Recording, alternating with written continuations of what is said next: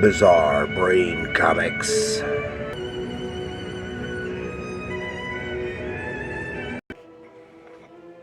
Hello, my comic book friends, and welcome to Bizarre Brain Comics. I'm Gary, your host, and this is where I like to take a look at some older comics, talk a little bit about the characters and creators, and examine the stories and the art. Well, this time, I thought I'd share a handful of superhero comics. These are some books from the 60s, 70s, well, from the Silver and Bronze Age. Marvel and DC, plus one other.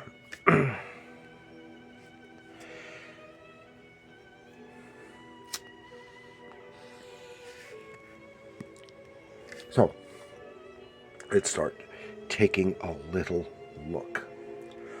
Our first one here is Super Team Family Giant, number 7. This is from 1976, and it features the Teen Titans. This was in that area where you didn't see, that time period where you didn't see that much of the Teen Titans, and before they were reformed later and became extremely popular by Marv Wolfman. And the Teen Titans story is written by Steve Skeets, with art by George Tuska and Nick Cardy. Okay, but they're hardly.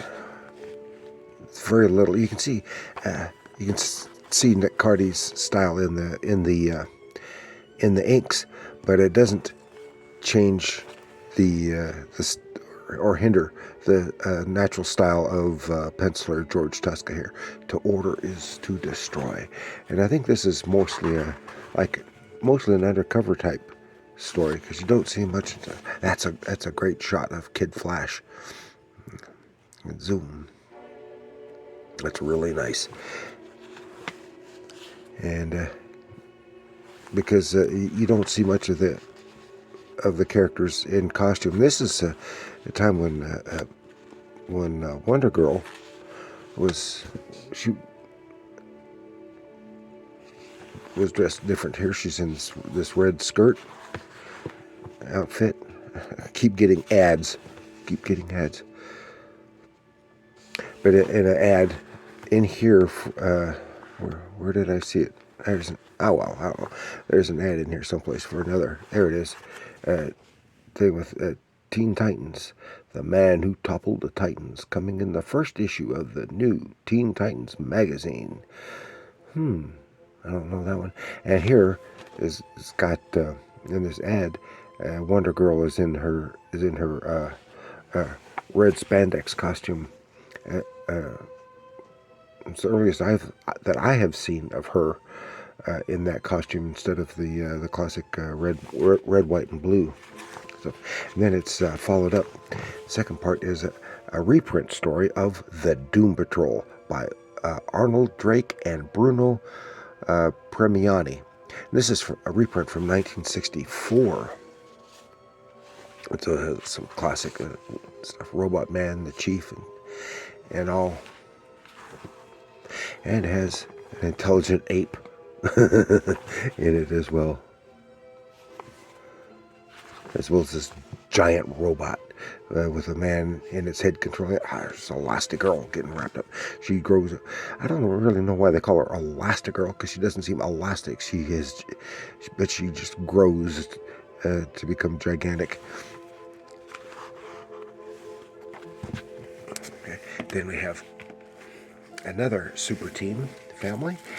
This is Super Team Family Giant number 8, still from 76. Actually, this one was December and January 76, 77. So it would have been probably October when it hit the stands, October of 76. This is features Challengers of the Own. They have various groups in the Super Team families.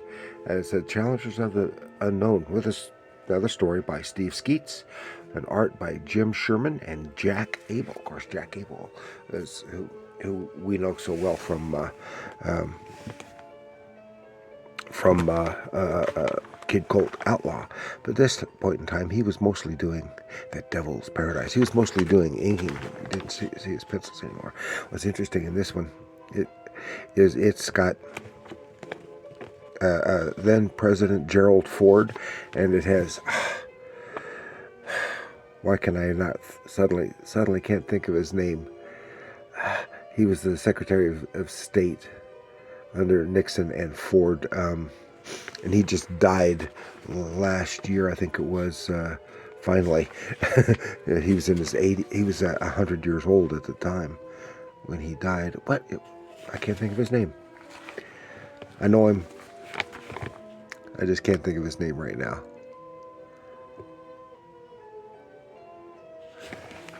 So that's someone you think a lot about. This panel here looks almost like George Tuska, and George Tuska used to draw to do some of the Challengers stuff. And then come dinosaurs and cavemen. I don't know how that happens. And then we come up with another story, another Doom Patrol story, from '64. Negative Man and Elastigirl and all of them, some cool stuff. One thing I like about these is that they're basically one and done. I mean, even though it might be a little longer story, but it's all in one issue. And then here we have Giant. See, they've got a theme here. Justice League of America, number 140.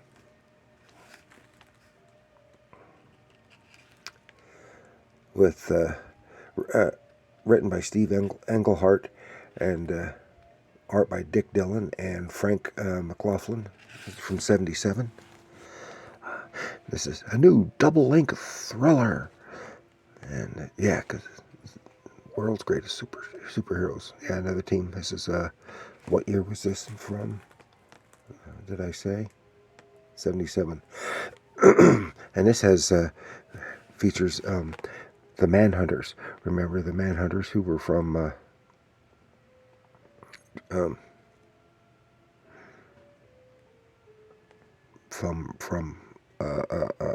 Oa, before they had the Green Lantern Corps.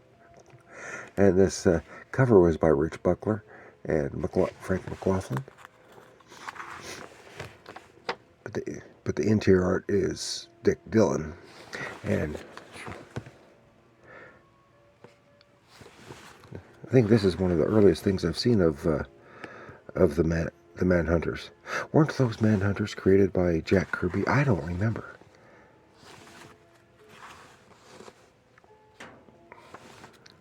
And it, a big one-eyed dino monster. And you think since it's extra length, it'll be one and done, but it's not. This irritates me because I come across these, and it's either the first or second, usually the first or second half of a two-part story, and it irritates the heck out of me because it.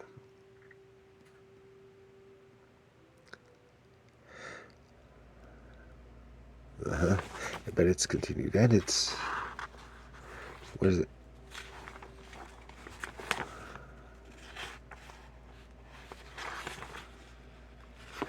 What is this here?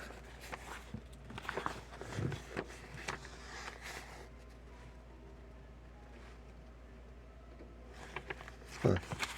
And then we go to the Dollar comic. This is from '77 also. This is 5-star superhero spectacular with 5 new stories. These weren't, like so many of these were filled with reprints. This one's not. It is 5 all new stories featuring Aquaman, Batman, the Atom, Green Lantern, and the Flash with this cool Neil Adams cover. but Neal Adams didn't do any of the interior art.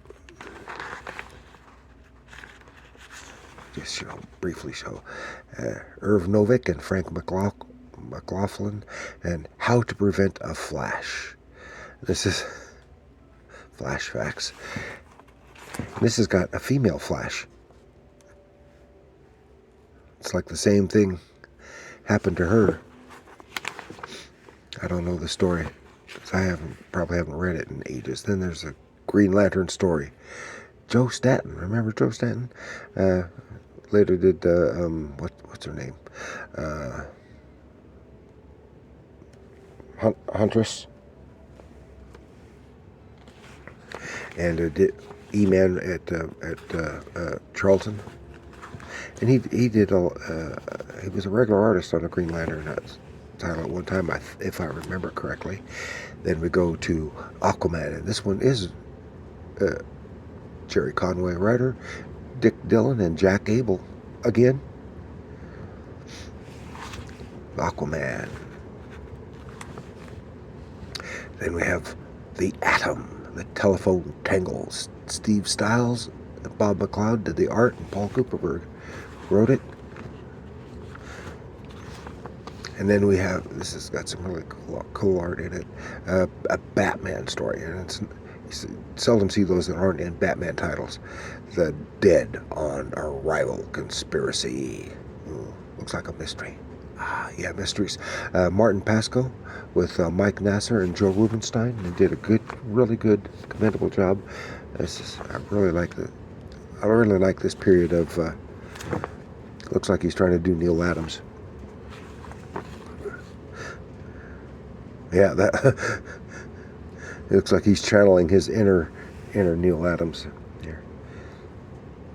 And I like the this era of Batman stories. Then we go to something completely different. This is our one and only one we've got here. This is actually from 1983, right at the end of the Bronze Age. This is Americomics, and I don't know if there's a number on this or not. Yeah, Americomics number 3, and this features Blue Beetle. 2 versions of Blue Beetle. This has the Ted Kord Blue Beetle and the original Blue Beetle in this story. And this was a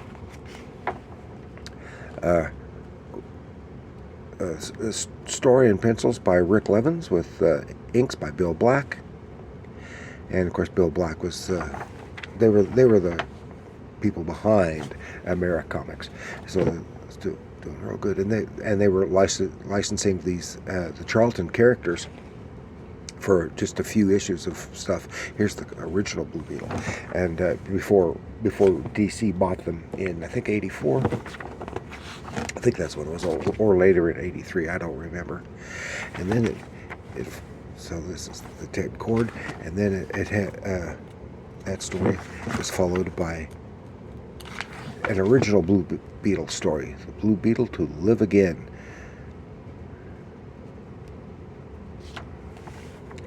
And it has a more old-fashioned look, and it has a lot of mixture of art style from this artist. He has a strong Kirby influence with someone, probably a little bit of John Buscema in there as well. There's strong Kirby influence. And then it's followed up with a backup story of Shade, who I know nothing about, but it was also a Charlton character, if I recall. Then we take a step back a decade. Actually, nearly 2 decades. This is Captain Marvel, number 16, from 1969. Written by Archie Goodwin, and art by Don Heck. This is a very cool Kirby-like. It's got a 20-cent stamp right here on the cover. Captain Marvel. I like this version of Captain Marvel. And you seldom come across this old stuff. Some really good stuff. Some really good stuff. And I think this is when he gets his, he gets It's his new red and blue costume that he is better known for, and the one that he wore when Jim Starlin took over later. That's cool stuff. Then we go to have The Avengers number 85 from 1970, written by Roy Thomas with art by John Buscema. The whole earth is melting, dissolving into molten lava. Oh, featuring the sensational return of the Squadron Sinister, but it doesn't have all of those Squadroners. And great Buscema art before his days on Conan the Barbarian, for which he is probably best known for, but by no means exclusively. Here we get some of this. Come on, let's see. I'll get this guy, this bird guy. I don't know who he is. Looks like he's probably American Eagle or something like that. That looks cool. Might have to read that one. Probably haven't read that in decades. And here we have Marvel Super Action number 1 from 1977, starring Captain America. Big premiere issue. And this is by Lee Kirby story. Reprinting from Captain America number 100. And this features stuff from the return of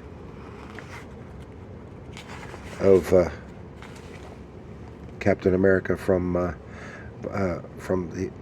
that issue of the Avengers. But that was all in flashback. Every other page is an ad. Here's an early Black Panther, Baron Zemo. Lots of good Kirby action there.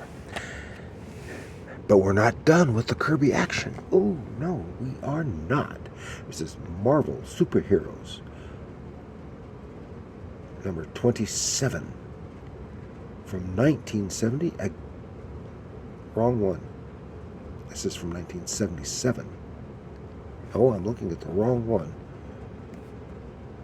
There we go. From 1970. Marvel Superheroes number 27 from 1970. Featuring Daredevil in it by Wally Wood. Stan Lee and Wally Wood. With Wally Wood art. This is the story. Reprinting story. Some really nice Wally Wood art. Everything he does is really nice art. And this features the story with Namor and up against Daredevil. And if it wasn't for his agility, Namor, the Submariner, would just clean his clock wholesale. But he goes. They try to put him in jail, and he goes on a rampage. Oh, this is a long one too. Then we have Back from the Dead, featuring the Incredible Hulk. This is Lee and Kirby. This is some of the early stuff reprinting. Does it say? It doesn't say. Again, reprinting something from the 60s. One of the earlier Hulk stories. And he's thrown together with Talbot. And then it's concluded with a Lee Kirby story of the X-Men. Feature Ulas. And this is when Iceman shows that he can not just look like a walking snowman, but he can actually change himself into living ice. And this has Beast, I don't know, fighting a guy in the ring. It's a wrestler. He's got some kind of shield power or something like that. And it turns out he is the supervillain. Haha, yes. And then we're going to conclude this with Giant. Back to See, giant ones. Giant-sized Avengers #1 from 1974. Again, written by Roy Thomas, but with art by Rich Buckler and Don Adkins. But Rich Buckler is channeling his inner Kirby, because as I've seen him do other times doing the Avengers. He's it's got the Wizard here, and he is utilizing Kirby stylization for some of his stuff, especially like Thor and Captain America, while Vision looks more like the John Buscema version. Some cool stuff. Oh, and he is Nuclo. I remember this. Yeah, it's cool. It's a long story too. Boom. Cool. That's finished. But after that, it's got a reprint of the Human Torch from the 1940s, and it's not just the Human Torch. It's also got a character we don't know about today, is Sun Girl and Captain America in it. Like, oh wow! And that really adds some coolness factor to it. Oh, I didn't notice this before. And then the Magician and the Maiden, a Wasp story. It's like a Wasp solo story.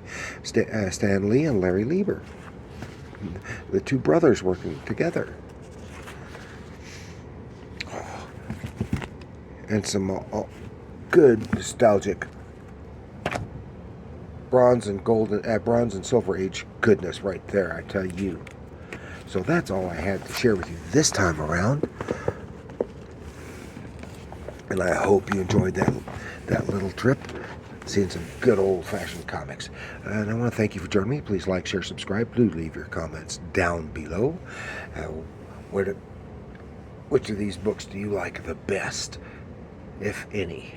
Let me know in the comments below. And remember, comics are art.